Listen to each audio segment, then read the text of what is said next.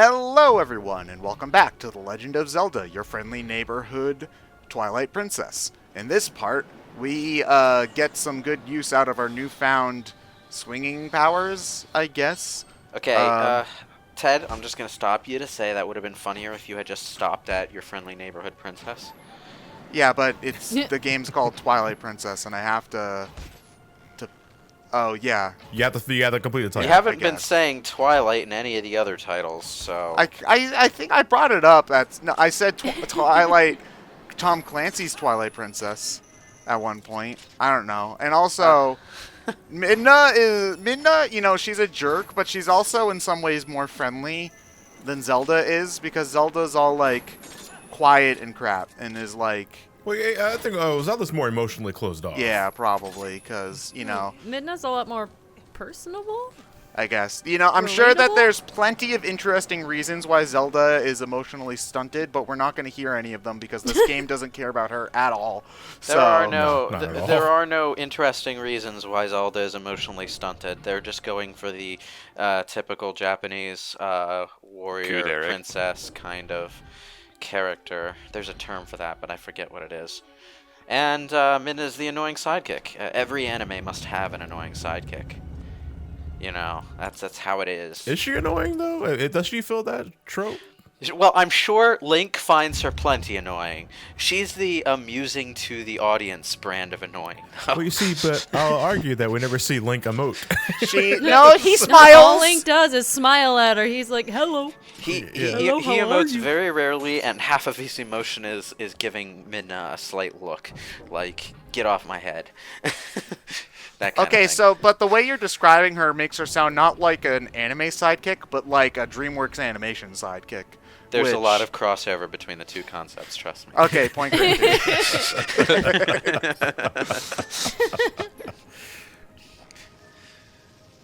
It is a bit of a trope. Bummer, isn't that a little overkill? Oh, what the? Oh, I now imagine in like the movie Minda being voiced by like Queen Latifah or something. Yeah, it's like I'm pretty sure she's not doing anything now. I'm not trying to shoot the pea hats for the record. I'm trying to shoot the whatever the flying dudes are called. No, I gathered. They probably have a name, but I really don't care. Cause oh god. you put the iron boots on a little too late there, so it's just like you fall to your death a little faster. I'm very impatient, and I also just don't want to walk around really slowly with the iron boots on all the time because you have to roll with them, which sounds like it would break your legs if you tried to do that. Like, imagine trying to... Spine. Well, that too, probably. You'd break multiple things. Because think about it. If you have to pull those things over your head in a somersault, that seems like it would be pretty impossible. Unless if Link put them on at the beginning of the somersault, took them off mid-somersault, and put them on at the end. Which you can know, totally that's do some in skill. this game. that is some skill. I wonder if they're Velcro iron boots. It would be more efficient than tying them. Or okay, I had a cursed thought. Iron Crocs. Crocs.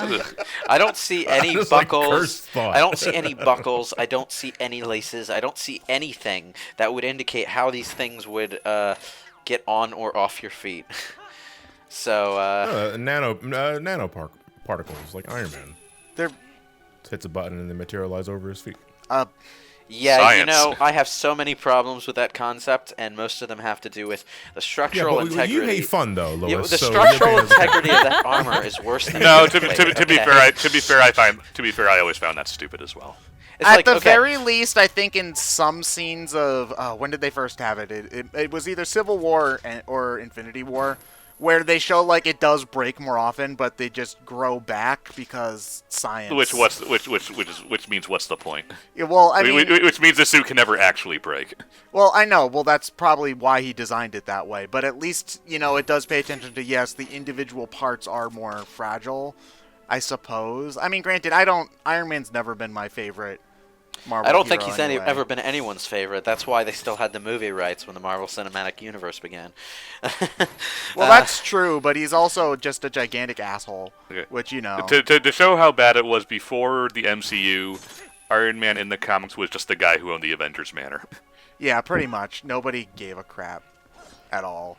Even to this day, I would think that Iron Man is probably everyone's favorite Marvel movie character, not so much comic book. No, I like Cap better Hi, because yes, even same. because Because as much as I love the MCU, I've only read one Iron Man comic since then, and that's Extremis. And that's Extremis is also But not not a read anything particularly good comic. His success in the movies has a lot to do with his actor, though. Yeah. Yeah. Yeah. Well, it was perfect casting. It was perfect casting. Tony Stark in the movies is a very charismatic character. Ow, my knees. My leg benders. This room Honestly, always honestly gets that would me probably lost. hurt. Honestly, that'd probably hurt your shins more than your knees. The whole thing can hurt. All right. Yeah. The shockwave from the landing, though, everything was getting rattled. Yeah. Ow, my brain. Oh my everything. Injury to one part of your body often translates to ineffective motion in other parts of your body too. Yeah, everything from the waist down's probably screwed. I would have to imagine. If not from that Hey. landing, You get hit somewhere, it can stiffen your muscles in other parts of the body. That's a thing that people take advantage of in boxing. so I'm thinking about it.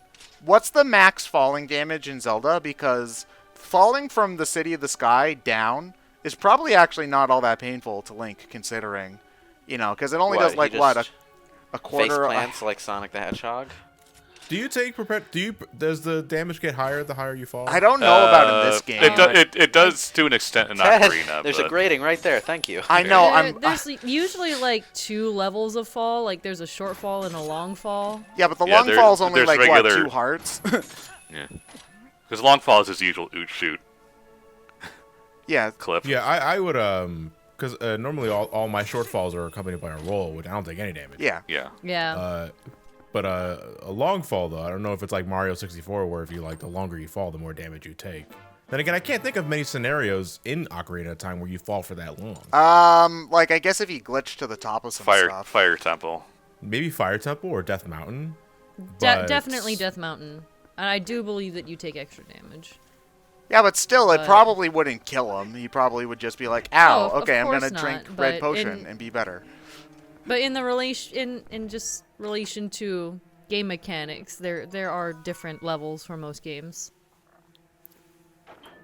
You play a Zelda game where Link has the Donkey Kong logic of falling twice your height kills you. You see, the Mario Donkey Kong continuity is very confusing because at some point between Donkey Kong and Super Mario Brothers, Mario learned how to survive the impact of high falls, which in turn increased his ability to jump higher. But Donkey Kong 94 brought Mario back to his earlier power levels, so does that mean that that game is a remake? Or, Well, I mean, or- it was supposed to be a remake. Well, I of- meant, is it arcade earlier in the timeline? Is the Mario timeline Donkey Wait, There Kong? hold on. is- I don't- Donkey. Are you saying you say Donkey Kong 94 brought Mario back to his normal levels? Yeah, I because disagree. in Donkey Kong 94, if you fall too far, you die, pretty much. Yeah, but in the original Donkey Kong, if you fell just twice your height, you died. At least in 94, there are like 3 tiers of falling before you die. So, okay, so then that's obviously a midpoint between Donkey Kong and Super Mario Brothers. yeah, all but right? it's not a 1-to-1 retraction. Yeah, though, so, is but what you in said. Mario versus Donkey Kong, where it's kind of clear that Mario has been an established figure for a decent amount of time, he also takes falling damage. So has he gotten weaker? The Mario timeline is very, very confusing, and we... Are we still never under the thought that I assumption hear that are we Mario still under the timeline. assumption that Brooklyn is canon? I don't know, it was only ever in the instruction manuals, is the thing. Because maybe Mario loses his Mushroom Kingdom finesse when he's back in the real world. Yeah, but then that brings the Donkey Kong lore into question, because Donkey Kong is on Donkey Kong Island, which is in the Mario universe. So where did he appear from? Did he appear from a Brooklyn Zoo or from Donkey Kong Island? The inconsistencies really bother me. we really need to stop drinking that Nintendo Kool-Aid. This is some intense Mario discussion. And where does the Great Mighty Pooh fit in? Because as we all know, Conker and Mario take place in the same universe, as Diddy Kong Racing has Conker in it, and Diddy Take a look Kong in is the in Brooklyn Mario sewer games. for a little bit. I'm pretty sure it won't take you long to find out the origins of that. Sewer. Yeah, but how does it start singing? Was it radioactive waste mixed with poo? You know? Probably. I'm willing to. Oh yeah, I'm willing to go with I'm that. sure there are some poos that are basically radioactive. Well, they do put the radioactive symbol on them because they're considered a hazardous waste. So, you know. Well, they are. There you go. But that doesn't mean they're radioactive. That just means they're hazardous. Practically radioactive. Practically, it's dangerous. That's the point. Yeah, but plenty of things are dangerous. Knives are dangerous. That doesn't mean that they can start singing opera. Oxygen is dangerous. It's flammable. Yeah, exactly. Your Flammable beads, inflammable. What a country. Anyway, the point is that Nintendo should be ashamed of themselves for sloppy world building. All right. To be fair, that's been their. Spoken like a true angry tuber. To be fair, that's always been a weird issue with them ever since they started games. Really. Yeah, I mean, granted, like at least Zelda has the advantage of each game is a billion years after each other, so it doesn't really matter if Hyrule is shaped completely differently every 5 minutes. You know. He never cared about linking other games in the franchise to. Oh no, I think I might have said this earlier in the commentary, but I want them to do something that contradicts the standard timeline just to screw with people, you know, because I think it would be funny. Because for a series like Zelda, keeping yourself limited to a timeline only limits you. It keeps you from doing certain things if you have to wonder, wait, but wouldn't this idea I doubt they're contradict- actively considering the timeline as they start developing a game. Yeah, that's true, yes. But if you have to think, okay, but does this story idea contradict what they tell? And so, honestly, you know for a fact they don't give a shit. well, I mean, that's kind of true because they've had the first Zelda game be like 6 different titles. Because Link to the Past was originally the prequel to the prequel, so it's the first Zelda game. And then you go back and then, oh, it's actually Ocarina of Time is the first Zelda game. But then, oh, wait, it's actually Skyward Sword. And I believe some actually say, oh, it's actually Minish Cap is the first Zelda game in the timeline. And I'm like, well, just pick one, Jesus. Whatever keeps people talking. What they could just make a good game and then people would talk about the game. No, they make good games, but it's just whether or not the story is. Well, you know, sometimes cohesive. I'm not sure whether or not people think they're good games. When So- people get really into something, they want to know more about it, and that's where these timelines come from. Shin Megami Tensei has the same thing going on. Yeah, you know? but Shin Megami Tensei also has the added complication that every ending is canon. So the timeline by design doesn't make Yikes. sense. Oh no. They mention this in, they bring it up kind of loosely in some games, but in Shin Megami Tensei 4 Apocalypse, which sucks by the way, but this part is interesting lore-wise, they mention that as long as one of the player characters sees an ending happen at some point, that ending exists in the terms of the universe. So all of the endings are canon. So it was like multiverse there. Pretty much, Kinda, yeah. a little bit. Damn it, Mysterio. Oh man, this part's probably going to be up before that movie comes out, and I'm going to be... Mysterio's whole thing is being bullshit. Don't people know that? His whole shtick is not having any... He lies. That's his whole thing. I thought it was pretty obvious from the trailer that he's a bad guy. Well, I mean, he's got a giant fishbowl for a head with glass inside. Johnny, of you it. mean to tell me Audio Octavius becomes Doc Ock? I'm sorry to say. That's true.